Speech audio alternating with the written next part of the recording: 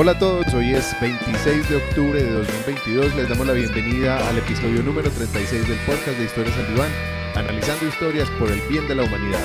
Hoy nos reúne la película de terror en nuestro último episodio de octubre, el último episodio del Diván del Terror, para analizar la película 1408, una película del año 2007, dirigida por Mikael Håfström. Pero bueno, entonces, sí es importante que les recordemos que aquí en el podcast discutimos de principio a fin utilizando spoilers, así que quedan avisados y les voy a presentar a las personas que nos acompañan en el diván. En el primer cojín tenemos a Annie. We've only just begun. Miranda. Yo anotaba precisamente de la canción las frases que cuando aparecía y lo curioso es que siempre tiene algo que ver. Sí, total. Cuando le dice eso y hay otra en que dice, bueno, no, eso lo menciono ahorita mejor. Pero una película que me encanta y que estoy muy feliz de poder discutir acá. Súper, bueno, en el segundo cojín tenemos a Olga. Lo sentimos, habrá una demora con su sándwich. Echavarría. Muchas gracias, muy contenta de estar nuevamente en el diván y bueno, para hacer una película de terror fue bastante soportable para mí, no me disgustó del todo, mucho que decir me parece porque tiene algunas cosas muy interesantes, tiene muchas cosas muy interesantes, mejor dicho, esta película sí, sí queda aprobada. Alcanzó los estándares de calidad que yo exijo en una película. Tiene sello de calidad y con Olga. Sí, sí. Sí, súper.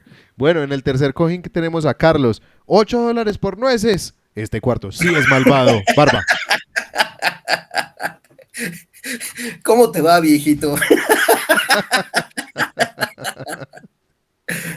Oiga, esto que mencionó Olguita, de verdad, fue una muy buena película. Yo la vi como que con un cierto criterio de, pues esto no me va a aportar nada, y la verdad es que me dejó cosas bien interesantes, está muy bien realizada, tiene muy buena estructura en general, buena película, pero vamos a comentarlo en un segundo, mientras vamos al cuarto cojín, donde tenemos al hombre que no le tiene miedo a los vampiros y fantasmas porque dejó de creer en ellos cuando tenía 12 años, pero ya está volviendo a creer en ellos. ¡Rafa Miranda! Sí, no, o sea, el problema es que en esta película, y es parte de lo que más me gusta, no hay ni vampiros, o sea, es algo que decía Stephen King en el libro de Cuyo, cuando el niño empieza a ver una figura en la noche en su closet, y el papá viene y le dice, no, o sea, entiende que los monstruos no existen. ¿Tú entiendes que los monstruos no existen? Y el niño le dice, sí, papá, yo de verdad entiendo que los monstruos no existen. Y el papá lo deja ya más tranquilo en la cama y cuando el papá se va, el niño dice, sí, es que los monstruos no existen, lo único que existe es este que estoy viendo. Sí, me encantó esa escena del libro de Cuyo. Pero papá, bueno, entonces... Les voy a leer de qué se trata la película. 1408, una película basada en un libro de Stephen King. Y lo que nos dice IMDb sobre esta película, la sinopsis dice, un hombre que se especializa en refutar ocurrencias paranormales, eventos paranormales, hace una reserva en el cuarto 1408 del Hotel El Delfín. Después de entrar y acomodarse, empieza a confrontar el terror genuino. Sí. No, me parece que está bien. Sí, muy bien. Esta vez por fin le acertaron como en serio. Sí. Una película que tiene uno de los papeles más cortos de Samuel L. Jackson que yo he visto. Pero en el poco tiempo... Sin embargo, muy bueno. Sí, o sea, este es un hombre que se come la escena Ese tipo cada vez. tiene una presencia escénica fuertísima. Sí. Es una cosa muy bueno. Impresionante. Yo los voy a invitar a que empecemos hoy con Olga, porque me parece que hay unas cosas muy interesantes para decir en esta parte de narrativas y lenguajes y quiero que le demos la palabra primero. Bueno, yo no tomé nota desafortunadamente de todas las cosas chéveres que vi, porque una buena historia puede terminar pues como arruinada por una mala técnica, digamos, narrativa. Y yo pienso que aquí se combinaron dos cosas buenas, una historia buena con una narración muy buena. ¿Por qué una narración buena? Porque lo contrario a lo que pasaba con la película de la semana pasada, tú esperabas cuando llega este hombre a la primera casa, que allí es donde va a tener lugar toda la situación. El cuarto es tétrico, el hotel es antiguo, los dueños pues ya empiezan a crear una intriga y cuando no pasa nada dice uno, bueno, no era aquí. Y crea una tensión muy buena cuando le empiezan a negar que no lo quieren dejar pasar la noche en esa habitación, empieza a crear cada vez una expectativa más fuerte en el espectador.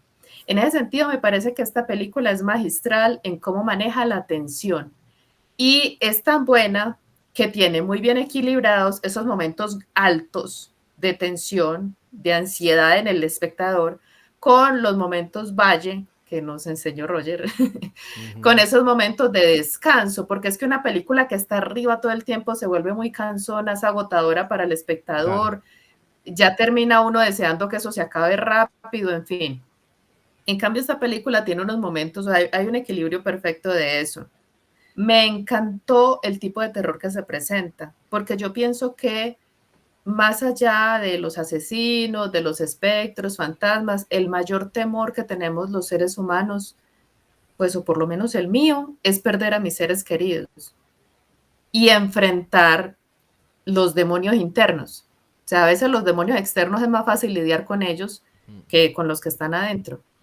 Esto ya me estoy metiendo como con la sección de Carlos, pero Está bien. Estoy señalando desde el punto de vista narrativo cuando hay un buen argumento, porque me parece que ese es el eje central de la historia, o sea, ¿qué es lo que produce terror? Y me gusta que ese sitio que da reseñas tan malas diga que el terror es genuino, porque el terror genuino está en eso, en lo desconocido, está en perder a sus seres queridos, y me pareció un cuarto sádico en ese sentido, o sea, Muy. psicológicamente, un terror psicológico muy fuerte, ¿cierto? Es un cuarto que se mete en la mente, en el corazón también de este individuo y le echa sal a la herida así. Y si nos hicieran eso, o sea, yo me ponía en ese caso, yo decía, bueno, imagínese una persona que tenga unos conflictos internos bien fuertes, que haya vivido unas experiencias bien duras de la infancia, de abuso, de muchas cosas, y que ese cuarto llegue otra vez a hacerlo revivir todo eso. Entonces, cuando todas esas cosas pasaban, bueno, tengo que señalar antes una cosa muy buena que me encantó. Las tomas. O sea, cómo se presentan los espacios en esta película es magistral. Esa entrada al cuarto fue, o sea, me quito el sombrero. Espectacular. Sí. Espectacular cómo entra esa llave, cómo, o sea, de alguna manera esa entrada le está diciendo al espectador, aquí se abre otro universo. O sea, no estás entrando a una habitación común y corriente. Este giro de la llave es un giro completo en la historia, en la trama, en la vida de esta persona. Entonces, esa anticipación que sabe hacer también, pues, quien hizo el guión y que supo también plasmar el director, que no, ni siquiera averigüé quién es, me parece una manera perfecta de agarrar una narración. Yo sé que yo no soy la experta en la música, sin embargo, también me pareció magistral. Y las intervenciones de este reloj embrujado que ponía música y el tipo de música que ponía, o sea, genial. Esa música, o sea, yo siempre he dicho que un buen narrador sabe manejar el humor y un buen narrador sabe en qué momento, o sea, ser oportuno con las cosas.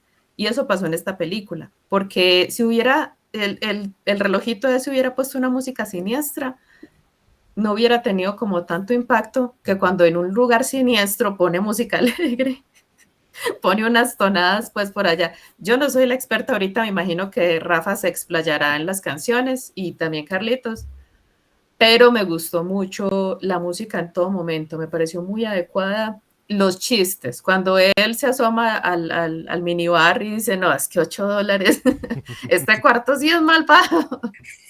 Eso,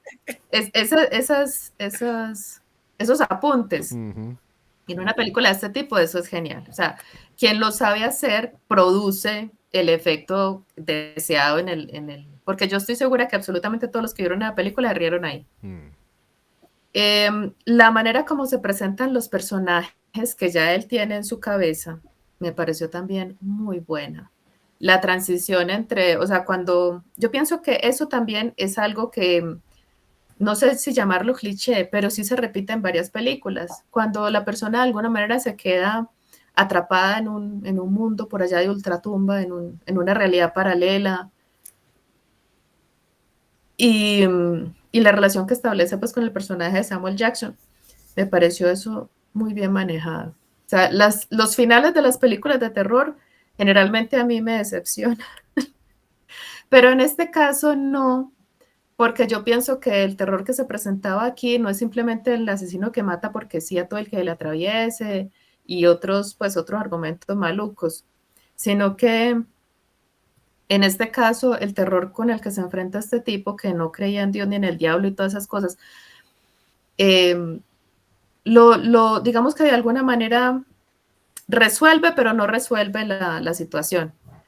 Es un final cerrado, abierto, como bueno, realmente él se quedó atrapado en ese cuarto. Yo les pregunto una cosa. Realmente Depende del no final se que reunió viste. con su familia. Me imagino que vas a preguntar no sé, lo mismo tiene que varios. yo. Tiene Tiene dos dos. finales. Sí, tiene Ah, dos. bueno. ¿Cuál no sé. final vieron? Pues yo ya vi los Yo dos. vi, Sí, yo también. No, yo nada más vi uno en el que se yo vi aparece, uno. está viendo por el retrovisor y se le aparece, ahora sí que el O sea, fantasma cuando él muere. Mike quemado. de Mike con su hija, ¿no? Sí, quemado ahí y lo Y luego muestran a él en la ventana del hotel quemado y la hija le está pero llamando. Después Ajá. se por va. eso yo digo que es como ambiguo, ¿no? Sí. Porque en una parte parece como que se hubiera ido en paz con su hijita. Y en la otra parece que siguiera el tormento Atrapado en del el cuarto cuarto para siempre. eternamente. Ese es un Mm, final. Entonces, El otro es que él sobrevive. O sea, a él lo Los bomberos encuentran los entran a tiempo, bomberos, sí. ellos entran, la esposa va y lo acompaña, cuando él despierta está en el hospital junto con la ex esposa, que todavía es la esposa, pero bueno, en fin. Y ya ellos se mudan a una casa, los dos nuevamente juntos. Él empieza a recoger como las cosas porque dice que ya va a dejar de escribir libros de terror y pone a sonar la videograbadora y justo suena cuando él estaba hablando con su hija y la chica lo escucha, bueno, la esposa lo escucha y deja caer sus cosas y lo último que tenemos es un plano de él con una media sonrisa. Y no queda Entonces son claro, dos películas. no Personalmente queda me gustó claro, más ese final. no queda claro si ahora está él con la esposa en el cuarto. O ella.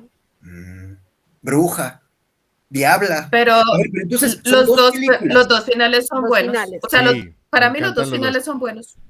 A mí me gusta Para más mí en los el dos son que los buenos. muestran vivos a los dos. A mí me gustan los dos finales por razones distintas. Es que me parece que los cierran muy bien en ambos casos. Sí, Es porque pues, bueno, ya lo diré después, pero sí. Me gusta más el de bueno, cuando vive. a mí me gustan los dos. O sea, los dos presentan ¿qué? La persona no está completamente en la dicha eterna, pero tampoco está completamente pues hundido en el infierno, está como en un limbo en los dos casos. Sí, Yo sí. quedo satisfecha con cualquiera de los dos. Es que yo con el que él quedó en el cuarto muerto, o sea, que él se quemó con el cuarto, me parece que sí de alguna manera se resuelve como ya quedaste ahí. En el otro queda muy, Sí, no. A ver, Sí, es que sí, en ya el primer quedaste ahí, si no lo mostraran después, ya después ahí molestando al otro y por ahí con la niña, y después, o sea, no quedó tan ahí, quedó No, es como que todas eso es algo de los juegos, y ahorita pues en la sección de Freud voy a hablar más de ese punto, pero es de los juegos que hacen de esta película que caiga dentro de la categoría de lo ominoso, de lo siniestro. Y es precisamente esos juegos con la confusión, con aquello que no se nos revela, me parece que eso hace que esta película funcione muy bien y realmente yo tengo que decir, es una de mis películas de terror favoritas porque maneja muy bien el ritmo, la música, el sonido, la imagen, la paleta de está colores. Es muy que bien actuada, sí, y la actuación de John Cusack es impresionante, él es muy sostiene esta buena, película. Pues que él es toda la película solo, Sí, sí. prácticamente. pero lo hace muy bien, o sea, realmente uno sufre con él. Uy, sí. No, y cuando Un llega, actor que logra eso en uno, esa empatía, es muy bueno. y es muy dramático toda la parte cuando el hotel le hace revivir a él toda la muerte de su hija. Es muy dramático. Y la relación con el Es muy padre, que vívido. También. En Freud hay que dedicarle un ratico a eso porque parece que la Sí. relación con el padre era un Sí, bastante terror. compleja. Es que El realmente duelo. uno confrontarse de esa manera es terrorífico. Sí. Bueno, entonces, Oigan, dale, Carlos. Rafael, un detalle. Se dieron todas las historias que salen en películas, obras de teatro, etcétera, parten en realidad pues de un escrito, ¿no? se dieron cuenta que en este escrito hay varias notas, pero en particular le dice, eres un escritor de porquerías. Yo creo que le han de haber dicho muchas veces a Stephen King, A Stephen es que King. tú escribes puras porquerías. Pues sí, pero he vendido millones de libros, cabrón. ¿Algún problema? Sí. Yo No, recuerdo, porque yo escuché el Sí. audiolibro de mientras escribo de él, y él mencionaba que algo que le dice a él cuando es que fumas, y él no, lo que pasa es que eso es un vicio, superstición, el fin del mundo. Cuando le dice, bebe, sí, claro, soy escritor. sí. En ese momento eso fue una total autobiografía, Claro, porque él decía que seguro. muchos escritores toman eso como excusa para ser viciosos, que porque son muy sensibles y esas cosas. Sí, sí. Bueno, de hecho se dice que Tolkien, verdad. por ejemplo, pues para poder inventar ese mundo de otro mundo, pues se tuvo que echar sus viajes para poder entrar hacia allá, ¿no? Sí, no sé, o sea, yo no había escuchado como esa teoría sobre Yo Tolkien, tampoco. pero también sé que Tolkien le dedicó como 40 años al desarrollo de ese mundo. Entonces, pues, tal vez se demoró más, pero lo hizo a punta de investigación. Y es increíble, pues, lo que Tolkien creó. Pero bueno, Y entonces... bueno, por mucho que veo a un autor, pues lo digo por Bukowski, que me gusta, a pesar pues de lo boquisucio que es, pero él decía que él sí bebía, pero que cuando estaba escribiendo le tocaba parar un ratico, que podía estar a media caña, pero por supuesto, pues, porque le hicieron esa pregunta muchas veces, ¿usted tan borrachín que usted escribe así todo borracho o este libro fue en una borrachera? Él decía que no. O sea, siempre paraba de beber para poder escribir, es que no hay otra forma. Es que los niños y los borrachos siempre dicen la verdad.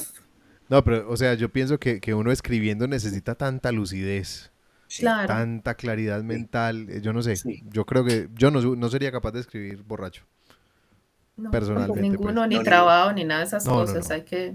No, definitivamente no. No, sobre todo que llega un punto en que es un ejercicio también de mucha coherencia con lo que ya escribiste antes. Yo en algún punto me di cuenta que a un personaje le estaba poniendo nombre por segunda vez y me tuve que devolver al esquema, a todo lo que, a las notas que yo había tomado para tratar de reconstruir qué nombre le había puesto, cuándo había nacido, fechas. O sea, esto es un ejercicio muy complejo que si uno no lo hace con sus 5 sentidos, yo creo que es muy difícil que quede bien. Un comentario salió en esta semana.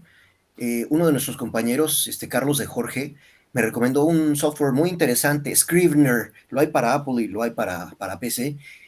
Precisamente esto que estás diciendo, Rafa, te permite en un lado de tu menú llevar como que toda una estructura de tu libro, de todos tus personajes, de toda la historia, de cada uno trae su historia, etcétera, y traer tu desarrollo en el frente, digamos, de la pantalla, ¿no? Para nuestros oyentes, escritores, Scrivener, muy Sí. interesante Y ese producto. y a los de Scrivener, que también se dejen ver patrocinando aquí los episodios y los seguimos mencionando. Sí. Sí, a propósito. Estoy haciendo publicidad gratis. ¡Gol! Para que nos pasen nuestros cheques bien firmados. Bueno, yo hay una cosa que quería mencionar sobre esta parte de narrativas y lenguajes que tiene que ver con la paleta de colores, por un lado, que me llamó mucho la atención, que casi toda la película, la forma como está coloreada es las luces que se ve, o sea, el color de la luz del cuarto. Y no solamente cuando están en el cuarto, en otros momentos también aparece esa misma paleta de colores que me pareció increíble, pues esa consistencia. Por otro lado, ahorita Olga lo estaba mencionando, yo estoy completamente de acuerdo, la música. La música aquí funciona muy bien, está muy bien manejada, sobre todo pensado desde la dinámica de la intensidad de las canciones, de la intensidad de los momentos, en cuando se necesita un crescendo. Y a veces esos crescendos llevan, y ese fue el efecto que más me gustó, los crescendos llegaban al silencio súbito. Y se genera un efecto muy, muy fuerte con eso, porque en el silencio aprovechaban ya no la música, sino la mezcla de sonido. Cuando dentro de un cuarto vacío se amplifican todos los sonidos y se vuelven mucho más presentes, el sonido de una llave, el sonido de cualquier cosa que caiga, se volvía Una muy gota. fuerte. Y eso, de nuevo, o sea, me le quito el sombrero a las personas encargadas del sonido y la música de esta película. Me pareció increíble. Y viéndola ahora con los ojos del podcast, porque la había visto siempre con los ojos sencillamente de fanático, pero ahora aprecio muchísimo más como todo lo que acabamos de ver. Hoy me di el gusto de volverla a ver y terminé de verla otra vez hace media hora. Dale, Carlos. Oye, Rafa, es que, ojo, no solo es la música, ¿eh? Todos los sonidos que hay en la película esos incrementos que vas mencionando, pero ojo, están totalmente ligados a todos los sonidos que hay en la película. Sí, En eso, el productor musical de la película hizo un trabajo espectacular, de verdad. Maravilloso. sí, es un trabajo increíble. Los invito entonces que pasemos a la construcción de mundo con Annie. Bueno, yo para esta parte me di como a la tarea de investigar un poco de las diferencias con el libro. No he leído el audiolibro original, pero sí investigué un poco. Y una de las cosas que me parece que, digamos que fueron decisiones buenas, fue el cómo se presentaba el cuarto. Porque aquí en la película lo que nos muestran es como lo dice Samuel L. Jackson en su momento, y es que es un cuarto siniestro.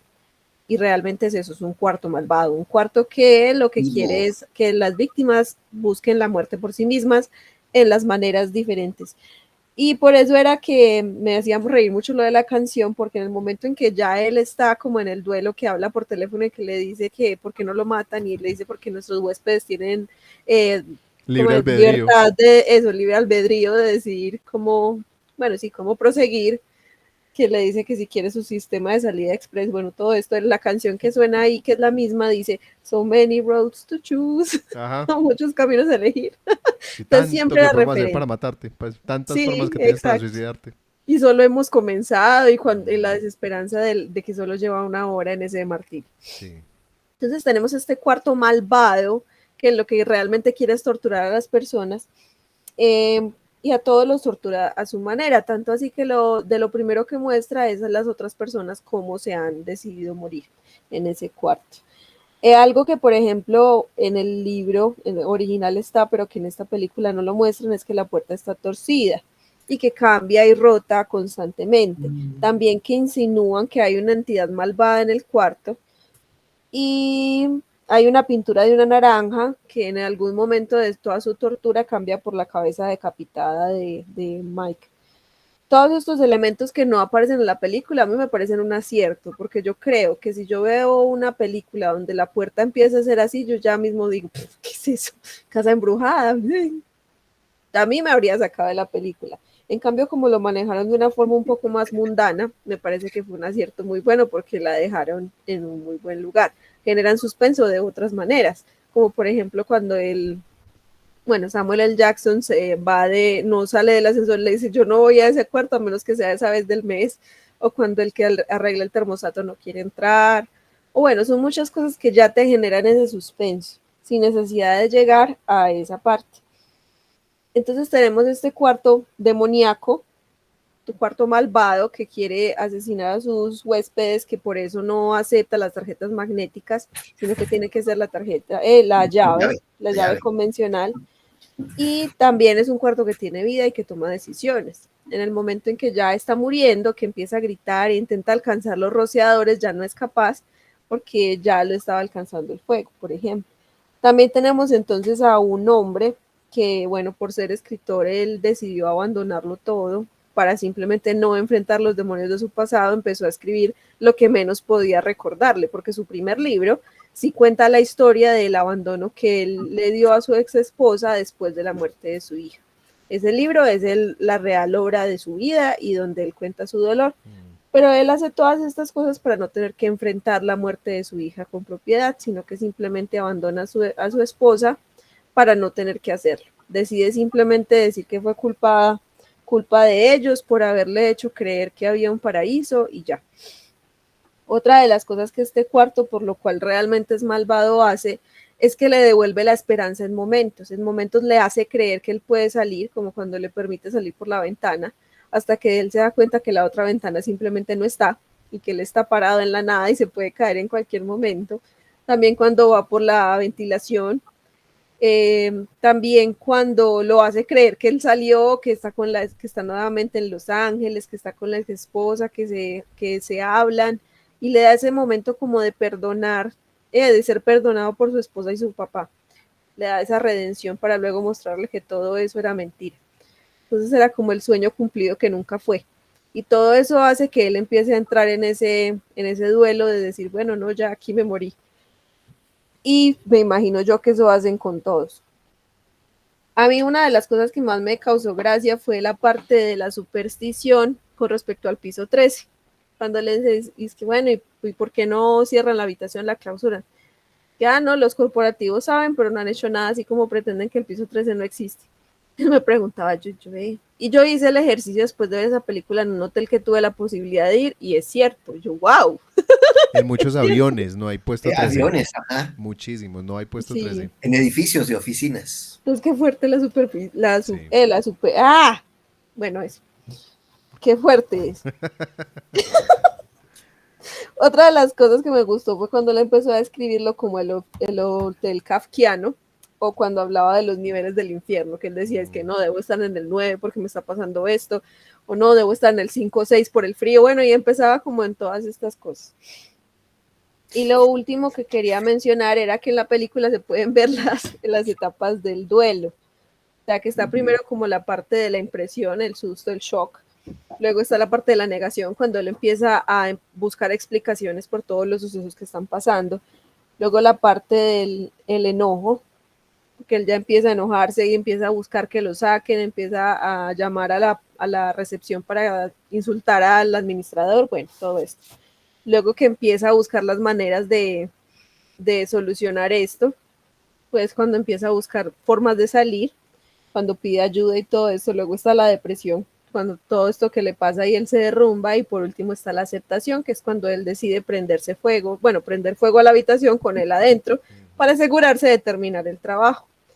Una de las cosas como que me pareció muy bien estructurada también, bueno, utilizada más que estructurada, fue la parte del incendio, porque primero él creó el incendio y luego rompió la ventana, lo cual es un acierto porque pues, si lo hubiera roto antes no habría pasado nada, pero como la rompe después de que estuviera el incendio, entonces pues se dio el efecto de que se aumentaron las llamas por la cantidad de oxígeno. Sí, Así que eso fue muy bien utilizado. Sí, muy bien. Y bueno, no, ya, eso es lo que puedo decir. Él es bueno, lo que dije ahorita, que en parte Stephen King reflejó algo de lo que él considera que es su vida como oficio con el oficio de escritor en esas cosas, porque él, una de las cosas que habla es que él se arrepiente de su alcoholismo porque lo justificaba su profesión con el alcoholismo. Y bueno, esas otras cosas que pasan, o lo del editor diciendo que si lo ignoraba él se ponía triste. Creo que eso tiene algo que ver ahí con él reflejándose en el personaje. Y una última cosa a mencionar, se ha dicho que Stephen King tiene algo con los hoteles. Entonces cuando, pues eso lo podemos ver en El Resplandor y en esto, claro. Pero entonces cuando Mike hablaba de que nunca se sabe, que quién estaba aquí, si estaba enfermo, si estaba loco, todo eso son cosas que Stephen King en entrevistas o en su carrera ha mencionado que son cosas que le disgustan de los hoteles. Por eso digo que muchas de las cosas de Mike son reflejo de su propia vida. Súper. Sí, hay una reflexión sobre el hotel también, pues también lo pone a pensar a uno en ese, que es un lugar muy particular el hotel. Y la historia de la casa donde se ubica el hotel, porque ahorita hay hoteles en iglesias, hay ciertos lugares que quedan como malditos de alguna manera, que nadie se atreve. Ha habido lugares que han tenido que demoler, porque, por ejemplo, los manicomios en Europa, hubo algunos lugares que no había forma de hacer nada con ellos, ni venderlos, ni alquilarlos, ni nada, y tenían que echar eso abajo, porque, o sea, dejaron un recuerdo tan terrible. ¿Tú estás viendo la palabra, Dani? ¿O estás haciendo... No. Ah, bueno.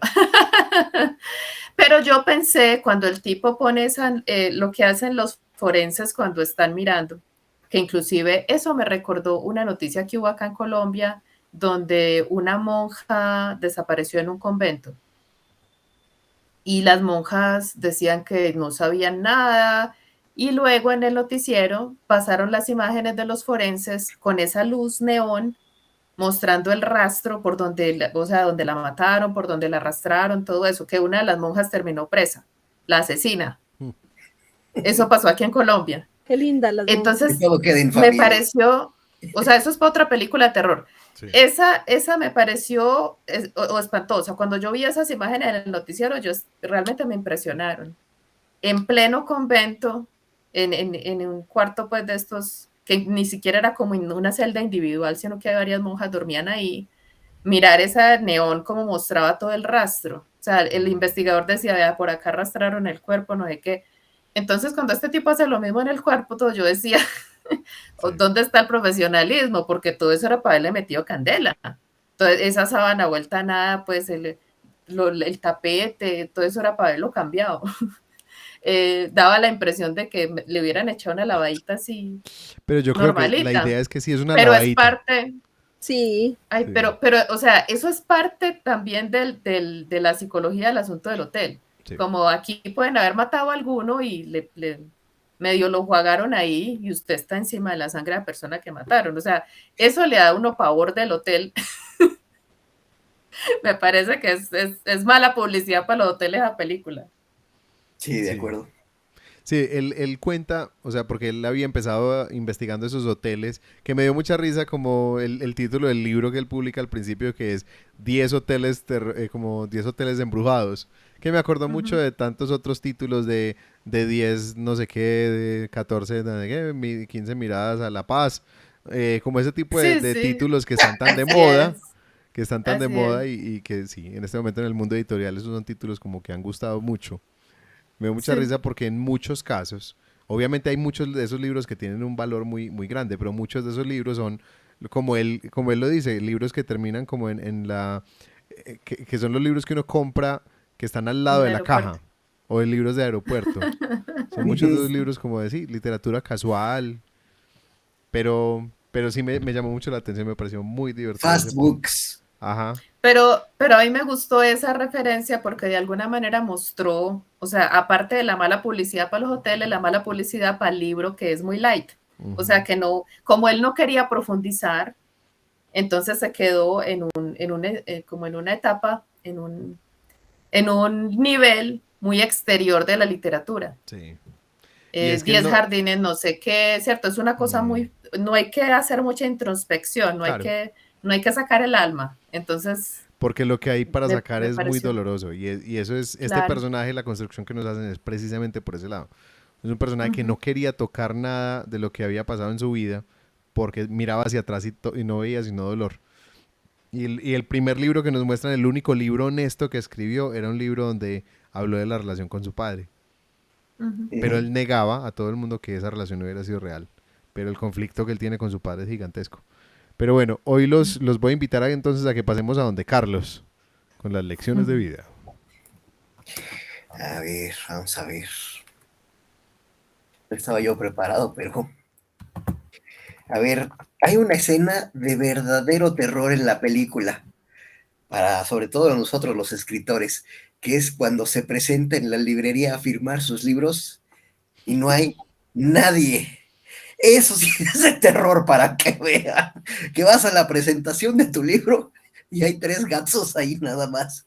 Híjole, eso sí está de verdadero terror, Terrorífico. verdaderamente terrorífico. Bien, entrando en materia, ¿qué le pasó a nuestro querido Mike Enslin? A ver, primero, estando nadando en el mar, se distrajo.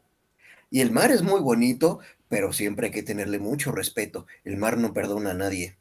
Moraleja, cuando se metan al mar, pónganse bien águilas descalzas, o sea, bien truchas, pues, vaya, pónganse al pedo, para que me entiendan. No vaya siendo que los revuelque una ola y los haga estrellarse.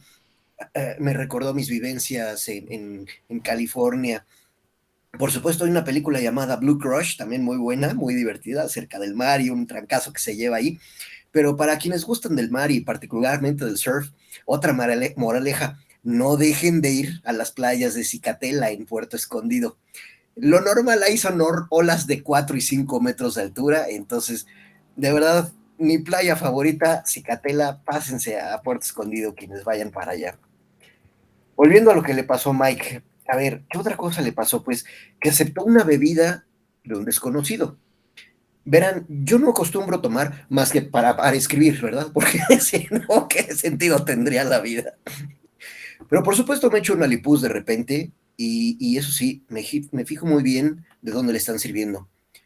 Particularmente para los jóvenes, ténganse mucho cuidado con las bebidas de dudosa procedencia y peor aún con las bebidas adulteradas. Claramente, Mike Enslin no escuchó este programa del diván antes de aceptar la bebida del gerente del Hotel Dolphin. Se echó un alipuz ahí, una bebida, un trago, y más aún la botella entera. Era muy buena la bebida, como le digo a mis cuates, será muy chiroliro, vampiro, machín, calimán, aminoguano, pistache, shubidubidú, pero ténganse mucho cuidado con ese tipo de bebidas. No les vaya a pasar lo que a Mike, que empiecen a perder la cabeza, ¿verdad? Tercero, ¿qué le pasó a Mike? Traía un cansancio extremo y además traía una enajenación brutal, pero además de eso, traía un pesar mortal. En este caso, obviamente, el fallecimiento de su hija, ¿no? Yo sé que no hay ni un arma secreta ni una varita mágica para enfrentar ese tipo de realidades, pero decía un amigo, Sebas, no dejen que les gane. Abro un paréntesis para hablar de mi querido Sebastián Rocha, un muchacho cuadrapléjico, compañero de la universidad. Yo acostumbraba a darle ride entre salones, ¿no? Pues él caminaba con mucha dificultad. Sin embargo, a pesar de sus dificultades, Sebas siempre sonreía, siempre le echaba ganas, siempre con mucho orgullo. De hecho, se graduó de una maestría de doble grado en nuestra alma mater, que bueno, es una de las escuelas de mayor prestigio en México. Y bueno, en fin, un día el buen Sebas, a quien de verdad le costaba trabajo incluso hablar, Sebas me vio muy decaído, y efectivamente, yo estaba sobrellevando el fallecimiento de una persona muy querida, muy amada de mi vida, de lo cual, pues habían transcurrido quizás 3 o 4 años, pero yo no la había enterrado. Ya no recuerdo cuánto tiempo fue, pero bueno, Sebas me vio y me preguntó, oye Charlie, ¿qué te pasa? Ay, Sebas, pues verás, ando muy cabizbajo, traigo un pesar ahí muy fuerte. Sebas solo hizo un comentario final que todavía me retumba en la cabeza, así como el badajo de una campana que la golpea con toda fuerza. Nomás no dejes que te gane. Cierro el paréntesis y vemos claramente que Mike pues traía un pesar que no lo dejaba, ¿verdad? No había podido superar la muerte de su hija, la Ayuwoki. Para quienes no sepan quién es la Ayuwoki, búsquenla por ahí en el internet. Moraleja, pueden fingir que no existe el problema, pero es mejor aceptarlo y superarlo. No hay de otra. Cuarto, en la película se menciona que hay hoteles tétricos. Yo lo atestiguo. Yo he entrado a varios hoteles que francamente, aunque te los vendan así que con toda comodidad y todo lujo, híjole, de verdad son tétricos. En particular recuerdo un hotel en Ferrol, al norte de España. No voy a mencionar el nombre, pero les puedo decir que está frente a uno de los astilleros más grandes de España. Y desde mi ventana tenía vista a un portaaviones con los cañones apuntando hacia mí. Qué lindo. Pero el hotel no era tétrico por el portaaviones, sino por su interior. Y peor aún, por el refrigerador de $8, el frigobar de $8 que tenía ahí. Eso es terrorífico. Eso es terrorífico. Llegué en una noche de lluvia, muy oscuro por dentro, y me mandaron a la habitación de allá, así como la última de hasta por allá en el tercer piso, esa, casi al fondo del hotel, ¿no? Me cae que sí daba miedo. Bien, ¿qué pasó con Mike? Pues que cayó en un cuarto de hotel que verdaderamente estaba en la casa del diablo, ¿no? Literalmente estaba embrujado ese hotel. Entonces, ojo, si van a Nueva York, habiendo hoteles como el Carlyle o como el Plaza, no se queden en el Dolphin. Se los recomiendo de todo corazón. ¿Vieron que entre los productores estaba Harvey Weinstein? Ujú. Invitan a una peli con él como productor, pues moraleja, ténganse mucho cuidado, ¿verdad? No vayan a salir Sí. raspados. Dice en la peli que no te enteras de muchas cosas porque pues los periódicos no publican cosas que no venden. Pero ¿qué tal vendieron la historia de Harvey Weinstein? Moraleja, Yes, Harvey Weinstein. moraleja, la gente cree en fantasmas por la posibilidad de que exista algo después de la muerte. Y entonces aquí me acordé justamente de la película, de la canción de The Eagles, una canción que los hizo famosos. Seguramente se han de haber hinchado los bolsillos de dólares, de billetes, pero a más no poder, la de Hotel California, ¿no? Hotel California. Todos los huéspedes disfrutan de ese libre albedrío que mencionábamos hace ratito. Pueden aprovechar el sistema express para retirarse cuando quieran, Ajá. pero lo que hayan vivido, y aquí la moraleja, muchachos, lo que hayan vivido, nadie se los va a quitar. Nadie les dará lo que no hayan vivido. La doble moraleja. Así que, para finalizar, ¡vivan, chinga, vivan! Porque al final todos vamos a morir. Hasta aquí el día de hoy las lecciones de vida con este su servidor. ¿Quieren agregar algo en esa parte? Yo quiero agregar que, aparte pues, de todo lo que mencionó Carlos, yo encuentro una lección en mentirse a sí mismo. Y esa es una de las cosas que me pareció muy buena en la actuación de este hombre, porque él decía mentiras y uno se daba cuenta de que se estaba mintiendo, o sea, de que no solamente le estaba mintiendo a la otra persona, sino a sí mismo, a la admiradora que le pregunta si esa relación con el padre era real. Le dice no, pero un no que uno sabe que es sí, o sea, uno sabe que está mintiendo y que está tratando no solamente de engañar a esa persona, sino a sí mismo, cuando dice ese no. Y luego ya dice es un sí cuando ya está en la habitación. Ya se me olvidó exactamente por qué fue, pero nuevamente es una mentira. O sea, nuevamente le está diciendo un sí, pero de mentiras. Uh-huh. Entonces uno ve una persona que durante mucho tiempo se ha estado engañando a sí misma y pues por ende pues también engañando a los demás. La actitud que él tenía al principio, un poquito ¿qué? ¿Cómo se puede llamar eso? Cínica. Temeraria. Uh-huh. Cínica, temeraria. Él después reconoce que fue egoísta, porque realmente uno es un poco egoísta cuando no expresa sus emociones, en especial con la gente que uno quiere, porque si él hubiera sido un poco más generoso, no se hubiera acabado de pronto su matrimonio, pero fue tan egoísta en mostrarle a su esposa que también tenía un dolor muy grande, que podían superarlo juntos, él prefirió huir. Y esta vida que emprendió era una vida de huida de la verdad. Entonces yo creo que mi lección de vida es esa, que no hay que huir de la verdad. Uh-huh. Y no hay que pretender engañar a los demás ni engañarse a sí mismo, sino aceptar la realidad. La realidad puede ser devastadora como en el caso de él, pero es la verdad. Es mejor estar en la verdad que en la mentira, pues finalmente a él le tocó aceptar la verdad cuando ya era muy tarde. Olguita, otra cosa, él publicaba mentiras, ¿no? O sea, sus libros eran puras mentiras y él lo reconoce abiertamente. Y aquí otra de las cosas que estamos platicando hace ratito de la vida del escritor. ¿Cómo es posible que aún vendiendo mentiras la gente se las crea y se las compre, ¿no? Y entonces seguramente esto reflejó de alguna manera la filosofía de Stephen King en su escritura. Vayan ustedes a saber que tantas cosas eran mentiras de lo que él mismo se creía, de lo que él mismo se vivía a sí mismo, ¿no? En esto que estás mencionando, y bueno, la mentira. Es una cosa muy delicada también que ocurre con lo que uno escribe. Hay un escritor colombiano en la Universidad de Antioquia, hay un profesor que se convirtió en el creador de un concurso de novela negra y pues él es muy conocido por sus novelas. Y uno de los invitados que él tuvo una vez, hace poquito vi que en el periódico dijo que había dejado de escribir eso, porque sentía que lo estaba afectando mucho emocionalmente y tenía un niño pequeño. Entonces él decía, pues no quiero que mi hijo crezca rodeado de estos libros porque ya los está cogiendo. Y Stephen King también perdió un hijo. O sea, de una manera inclusive muy similar a como él había escrito esa mentira. O sea, a veces la mentira termina convirtiéndose en una realidad, que es de pronto lo más miedoso aquí. Sí. Entonces, sí, la cuestión de enfrentar la verdad me pareció muy interesante en esa película, enfrentar los demonios internos y ser valiente, eso requiere mucha valentía, realmente, eso es terrorífico. Sí, hay pocas cosas que atemoricen más que tener que enfrentar los fantasmas de uno mismo. Pero yo bueno. Y perder a sus seres queridos. Uy, sí.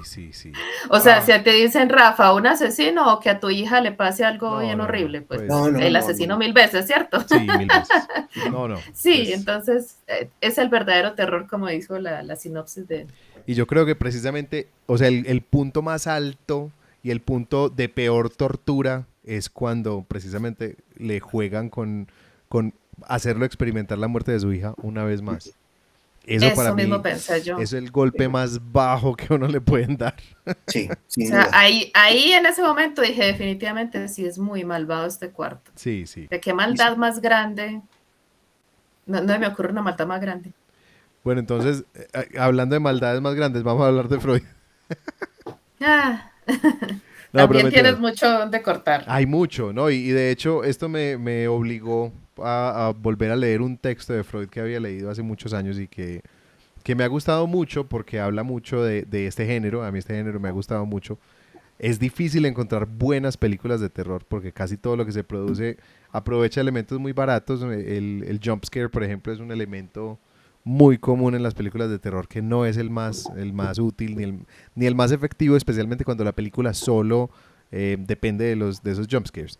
O sea, un jump scare, por ejemplo, como el que nos dieron en esta película, cuando él por fin llega a la ventana y sale la persona a la ventana que lo asusta. Ese es un jump scare muy bueno. O el que sale como con el martillo, pero el que está El haciendo la cara a Hammerman, Carlos, sí. sí.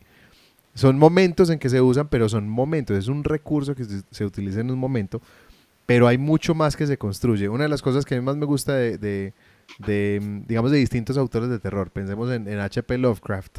Lovecraft es un gran constructor de atmósferas. No es un gran contador de historias, pero en términos, bueno, a mi modo de ver, eso ahí sí, pues obviamente no quiero salir a decir que Lovecraft era un mal escritor para nada, pero a mí me parece que donde más brilla Lovecraft es en la construcción de una atmósfera perturbadora que es muy, muy difícil de convertir en algo a nivel visual que funcione, pero él crea unas atmósferas espectaculares. Entonces aquí esto me llevó como a un texto de Freud que se llama Lo ominoso, y es una pregunta que le hicieron a Freud acerca de qué es lo que nos genera esa sensación de terror, de lo siniestro, de lo ominoso. Y él empezó a hacer todo el estudio. Y de ahí salió un concepto que Freud había utilizado mucho para hablar del trauma y era el eterno retorno de lo mismo. Y empiezan a haber unas lógicas circulares de aquello que no podemos entender, pero que se nos repite como presente. Aquí empieza esa lógica circular con la canción, esa canción que vuelve. Pero también nos muestran la figura del padre que vuelve porque él nunca fue capaz de procesarla. Y es un padre que a él le genera mucho miedo terminar siendo como él. Y el momento que el cuarto elige para confrontarlo es mostrarle a su padre viejo, a punto de morir, enfermo en una silla de ruedas, que entre risas le dices, El así crépito, como soy, vas a estar. como eres, yo fui, y como soy, tú serás. Y ese retorno del padre y convertirse en una pregunta de en quién se está convirtiendo él, es algo que lo ha llevado a él a cerrarse, a no confrontar quién es, a dejar en el olvido el único texto honesto que escribió. Porque cuando él sigue escribiendo después de eso, escribe puras mentiras, escribe textos insulsos que no tienen ningún significado. Entonces Freud decía que lo ominoso empieza él ponía una palabra en alemán, era como Heimlich, o Heimlich, y esa palabra hacía referencia a lo hogareño, lo familiar, pero decía entonces lo ominoso no, es el unheimlich, el hogareño, lo familiar. Lo Heimlich sería precisamente aquello reverso. Y él decía entonces es aquello que debía permanecer oculto, aquello que no deberíamos haber visto, aquello que no deberíamos explorar. Aquí cuando entraba Mike con como esta decisión tan temeraria de ir a buscar esos lugares, porque él sencillamente no creía que nada le pudiera pasar, nos muestran precisamente cómo él llega a un lugar y Freud entonces empieza a hacer el juego. Es que tal vez esto de lo ominoso juega con ambas partes de esa palabra, con ambas partes en alemán de esa palabra. Juega con aquello que es familiar, hogareño, conocido, pero que se nos empieza a revelar en algo que ojalá nunca hubiéramos revelado. Entonces el hotel, por eso el hotel cumple también esa función de ser algo que más o menos te emula el hogar, pero finalmente no. Finalmente hay algo que está faltando. Estar solo en un hotel tiene características muy ominosas. Yo tuve una experiencia, mi familia pues tenía una finca en el Retiro aquí en las afueras de Medellín. Y hace unos años yo tenía que pasar, pues había un día, aquí en Medellín se hace el día sin carro cada tanto tiempo. Entonces nos toca dejar el carro en la casa. Y yo trabajo muy lejos de mi casa, trabajo en el Retiro precisamente. Entonces el día sin carro me implicaba a mí quedarme por allá en el Retiro hasta que fuera hora de que ya pues pudiera manejar por la ciudad. Entonces me fui para esa finca, no había nadie más, era un día de semana, alrededor no había absolutamente nadie a la redonda en yo no sé cuántos kilómetros. Y era un lugar que para mí era muy conocido, muy familiar, pero había algo ese día que faltaba el ruido, faltaban los animales alrededor, los perros corriendo, faltaba la familia, faltaba todo. Y esa tarde recuerdo yo haber experimentado esa finca como un lugar completamente ominoso. Entonces viene precisamente eso, de aquello que no debería ser revelado, aquello que no deberíamos encontrar en lo familiar. Entonces aquí empezábamos a hablar entre lo ominoso, aquello que debía permanecer oculto, que nos lleva a una incertidumbre intelectual. Entonces Mike se empieza a preguntar, ¿será que un cuarto inanimado puede tener intenciones siniestras? Entonces ahí empieza el animismo. Y ese animismo, sumado a la incertidumbre, a que no tenemos la respuesta, instaura precisamente la característica ominosa del lugar. Por otro lado tenemos a Mike, que es de alguna manera es nuestra contraparte como audiencia de lo que está pasando en el cuarto. Entonces al instaurarse lo ominoso, al nosotros estar tan confundidos como él, Freud decía que en ese caso se coloca el yo nuestro en el yo del otro, y ese yo del otro entra a sustituir nuestro yo de manera temporal, y precisamente por eso podemos experimentar ese terror de Mike como si fuera propio. Y bueno, entonces viene pues como viene todo el retorno de ese loop de terror en el que lo pone el cuarto. Empieza a aparecer la puerta que no abre, la llamada, y fíjense, hablando de lo familiar que se vuelve ominoso, cuando lo llaman de la recepción y él pide que por favor lo comuniquen con el señor Olin y le ponen el mensaje, su llamada es muy importante para nosotros.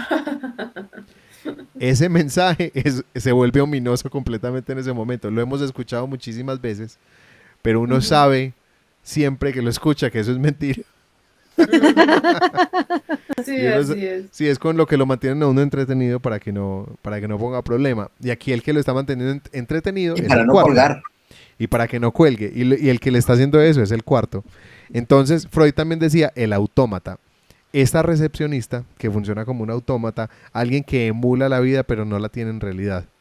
Entonces, vuelve a instaurarse el ominoso. Entonces, como pueden ver, encontré un montón de cosas de ese texto de Freud donde instaura el ominoso con muchísimos recursos.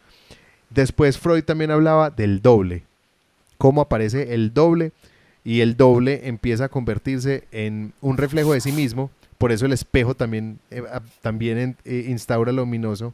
En estas películas el espejo es un mecanismo súper bueno para meter características ominosas.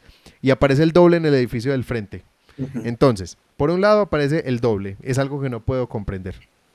Por otro lado es su propia figura fuera de sí mismo, y eso es lo que hace que el doble sea tan ominoso.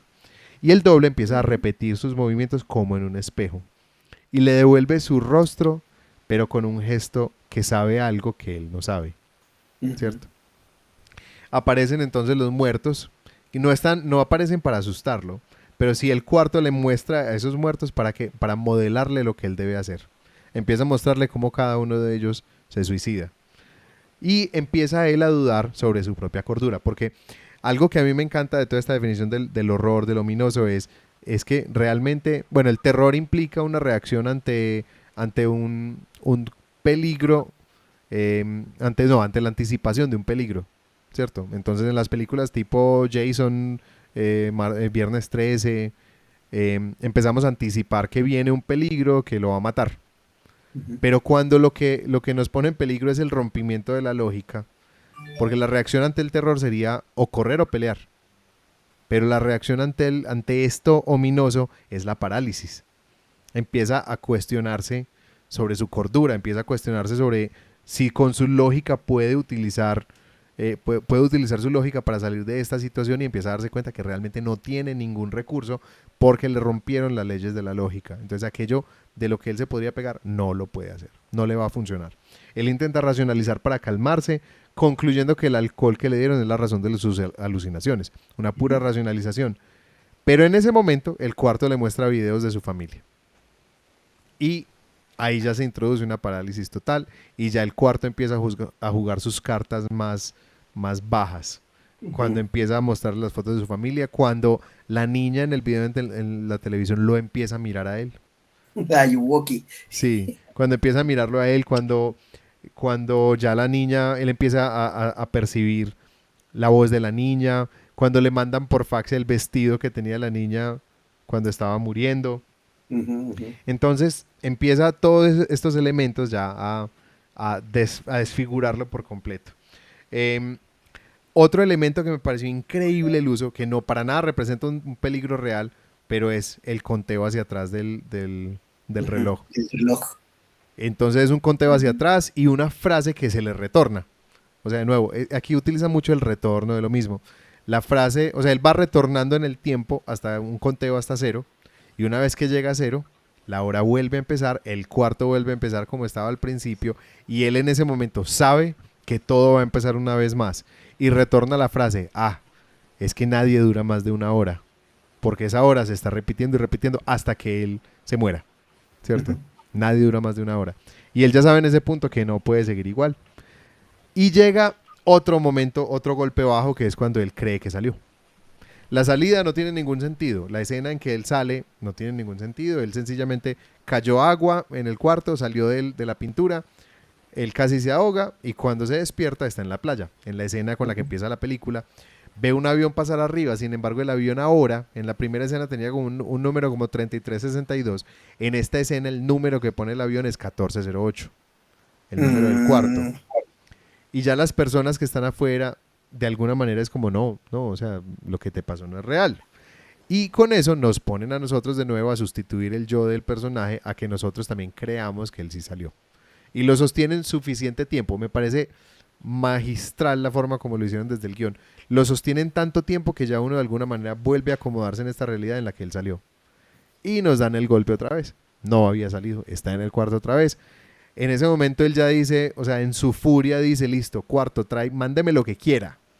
Tíreme lo que quiera en este momento. Y en ese momento le pone a su hija, caminando hacia él, hablándole, y lo rompe por completo. Este cuarto es psicópata. La intención que tenía era dividirlo, no solamente destruirle su cuerpo, destruirle su mente y su corazón. Y cuando lo sustituye su doble hablando con su esposa, cuando lo sustituye el doble, de nuevo el doble le sonríe a él, porque el doble está haciéndole más daño ahora, trayendo a la esposa al cuarto. Por eso ese final me encanta, cuando el final es que probablemente ahora también la esposa está en el cuarto. Porque yo sí pienso, y sí soy fanático de que en el terror las cosas no deben terminar bien. Una buena película de terror termina mal para todos los involucrados. Como Cementerio de Mascotas. Sí, hay un elemento más que me encantó. Aquí, bueno, Freud hablaba de lo nefasto y lo ineludible, miedos familiares como la acrofobia, cuando él sale a caminar por la cornisa, y después nos muestran el rompimiento de la lógica con el muro que se vuelve infinito. Y cuando él vuelve a entrar al cuarto, el mapa del edificio en el que ya solamente existe el cuarto. Otro elemento que me parece que hace que funcione muy bien, porque él, para poder tener todas sus conversaciones, se necesita un interlocutor. Y aquí el interlocutor es la grabadora. Y entonces se ve a sí mismo en el pasado, empieza a retornar todo. Incluso la temperatura vuelve a ser un símbolo de lo ominoso. La Biblia, cuando él en algún momento casi que está a un segundo de volver a creer en Dios, volver a recurrir a Dios, la Biblia se borró por completo. No puede tampoco recurrir a eso. Y el doble invita a la esposa al cuarto, y cuando él vuelve a salir, se da cuenta que todo fue una alucinación. Todo vuelve a empezar, nada dura más de una hora. La música, la canción se vuelve cada vez más discordante. La canción empieza muy linda, muy dulce, y We've only just begun, muy bonita, pero al final empieza a bajar el tono, only just begun, y empieza a cambiar por completo toda la dinámica. con todo esto nos introducen a ese, o sea, acaban de ilustrar punto por punto el texto de Freud de lo ominoso. Muy Muy interesante.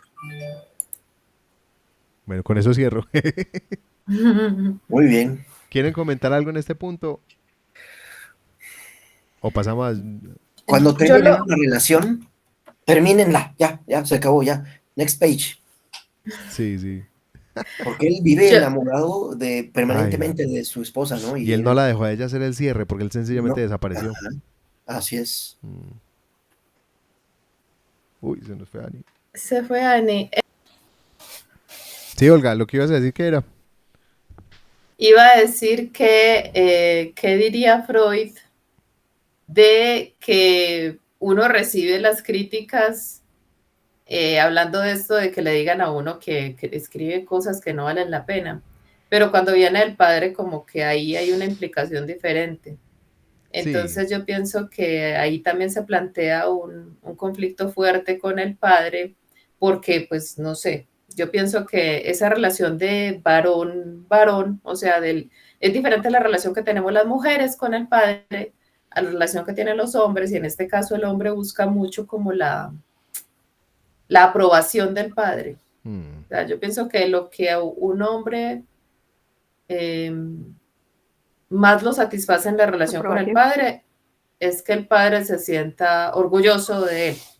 Y como eso no ocurre en esta película, o sea, uno se pone en el lugar de padre que tiene hijos y que los hijos quieren hacer cosas y uno nunca le diría palabras tan hirientes, sí, ¿verdad? no, No. no, no. Uno quiere animar a los hijos y apoyarlos en lo que sea que hayan escogido, sea ser escritores o músicos. Es muy cruel también de parte del padre hacer esto. Mm, Entonces es una maldad que sí ocurrió, que sí vivió el personaje y que el cuarto le otra vez sale en la herida, ¿cierto? sí, Acuérdese completamente. que su papá le dijo esto. Sí, este Que es un cuarto probablemente le muy pasó al cruel. mismo Stephen King. Es probable. Bueno, entonces vamos a lo habríamos hecho mejor. Yo creo que Bueno, yo difícilmente. Muy digo algo difícil. de Nada más Yo que tengo lo una del mejor. final escena. que a mí no me gusta tanto. ¿Qué dices, Ani? Ah, bueno.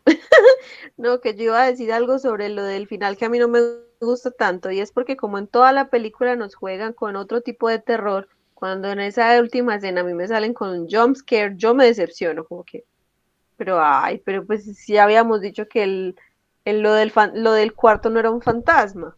Entonces por eso es que a mí no me cuadra. Yo sí habría dejado el final en que me parece que es más acorde con la temática del resto de la película, solo el final en que ellos, bueno, en que Mike sobrevive y los vemos a ambos escuchando la grabación donde habla la hija. Realmente sería lo único.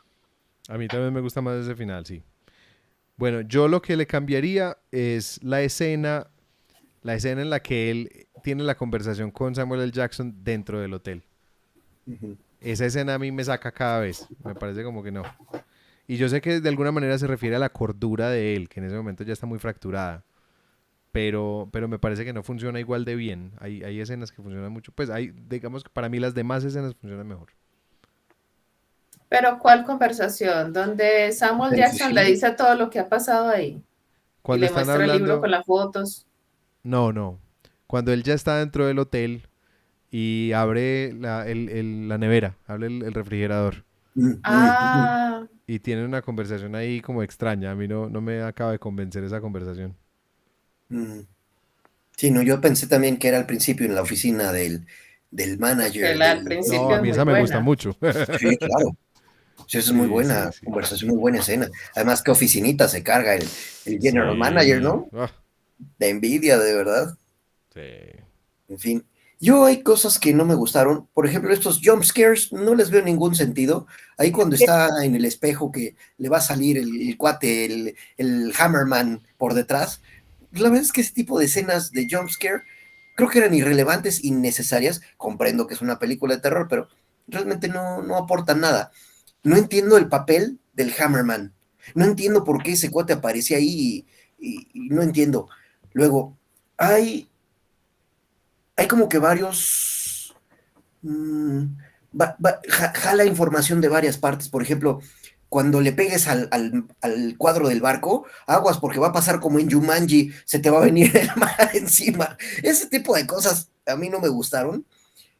La presencia de la Ayuwoki, la hija, híjole, cómo me cae gordo el Ayuwoki.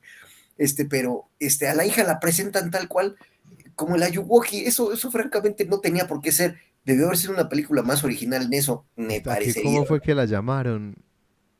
Momo. Momo, ajá, sí, ándale, Momo. Momo, Ya. exactamente. Sí, bueno, aquí también es que la Ayuwoki viene de una canción de Michael Jackson que Sí, era Annie, are you okay? Annie, are you okay? exactamente, Annie, are you okay?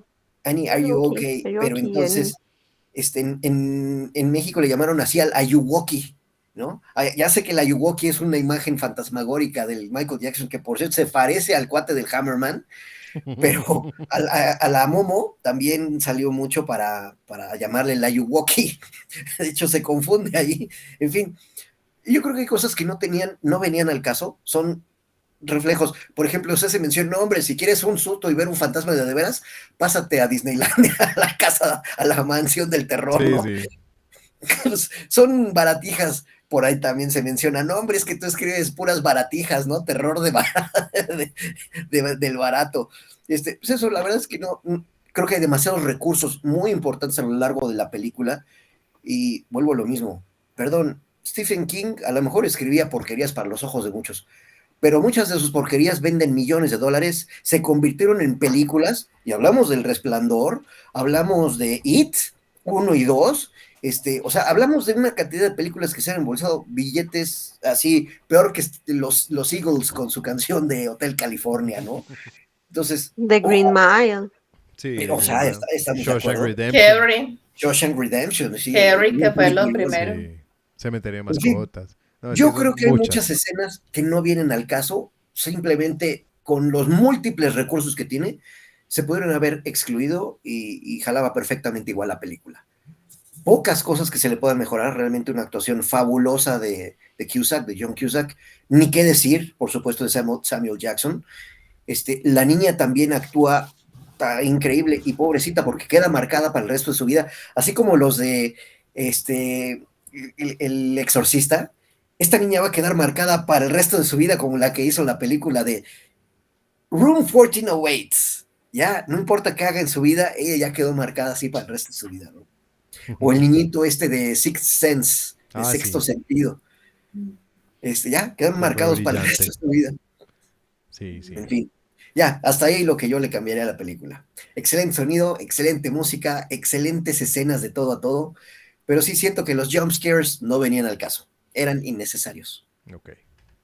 Bueno, entonces yo creo que ya podemos hablar de nuestras redes. Les contamos que la próxima semana vamos a analizar ya la película El libro de la vida, una película animada con tema de El Día de los Muertos.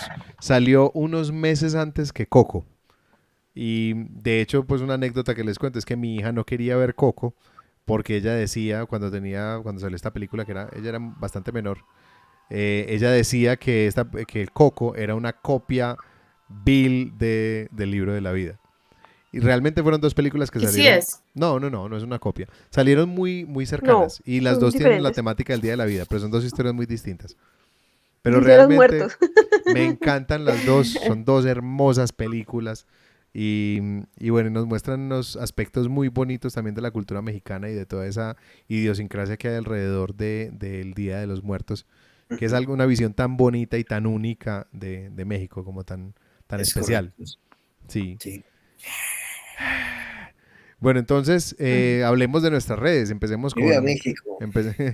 muchachos, empecemos Viva con Ani. México. Bueno, Aranía28 en Instagram, Ani Miranda Escritora en Facebook, y ahí tienen el enlace para la página web. Súper, sigamos con Olga. Olga Chavarría, escritora en Facebook, en Instagram, en TikTok y en la página web olgachavarría.com. Carlos. Yo estoy en todas las redes como Kbarsal, los invito a mi sitio kbarsal.com y de ahí van a encontrar links a todos lados.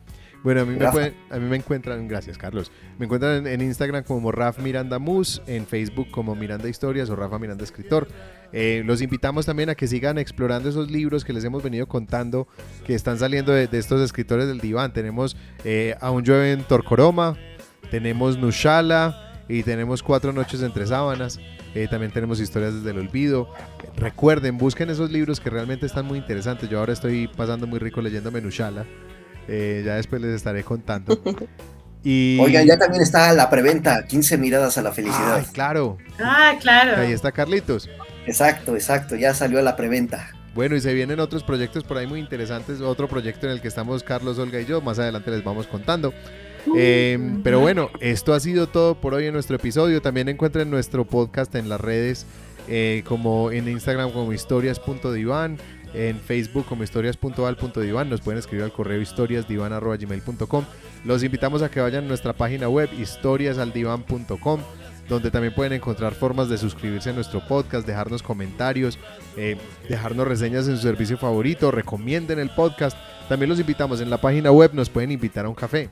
Si quieren nos ayudan a mantener las luces encendidas, regalándonos un café. Y esto ha sido todo por hoy en el podcast de Historias al Diván, analizando historias por el bien de la humanidad. Muchas gracias por acompañarnos y que tengan una feliz semana. Nos vemos Muchas en la gracias, bye. próxima. Chao, qué frío. Sí, hace mucho frío, papi.